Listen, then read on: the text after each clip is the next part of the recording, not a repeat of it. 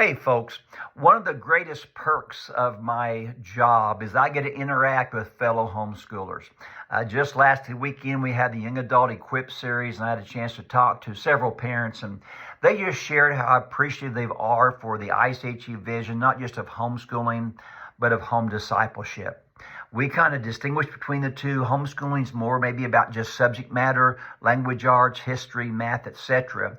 Home discipleship is about preparing our kids for life. And I've shared on numerous occasions, I want to share again today, one of the greatest things that you can do, and one that so many parents do a great job at, is teaching our kids how to have healthy biblical perspectives in numerous areas of life. Now, I've shared before from Matthew 6:22, where the writer says, the eye is the lamp of the body. If your eye is healthy, your whole body will be full of light. But if your eye is bad, your whole body will be full of darkness. If then the light in you is darkness, how great is the darkness? Now, we're not talking about a physical eye there. If your physical eye is bad, we're talking about a perspective, how your eyes see life. Now, I was always taught this verse meant, if you look at bad things or if you look at good things, it'll affect you positively or negatively, respectfully. But it's not that. Your eye is already good. It has a positive, healthy, biblical perspective, or it's already bad. And we want to teach our kids to have healthy perspectives in life. And again, this is in myriads of areas of life. I know I've shared several times that two of our biggest areas is having a good work ethic, having our kids take responsibility, and also to develop and have good people skills. One I want to pick on today that I see so often, especially in our overall culture today, is that of victimization. We do not want to teach our kids a perspective of being victims. Now, I've seen parents unintentionally do this in different ways. I want to just share one. I've been in ministry for 4 decades, and so I've watched a lot of interaction over the years. And I've had parents come to me and say, well, this group is not very friendly. They did not include my child. They did not introduce themselves. Well, usually my standard question is, well, how friendly was your child? Why didn't your child go and introduce himself or herself? When I joined ICHE, that's what I told my kids. It's not anybody's job to come up to you. You're the newbies here. You go and introduce yourself with them. Hi, my name is blank. Where do you live? What are some of your interests? Those are just icebreakers we can ask no matter where we are at. And so it taught my kids not to just hang back and wait to be engaged. They have the responsibility to be the engager. And I think all of our kids should be that way. Otherwise, we unintentionally teach them to be victims.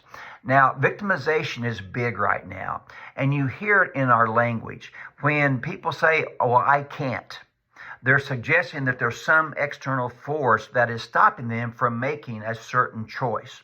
Or if they say, I would, but, same thing.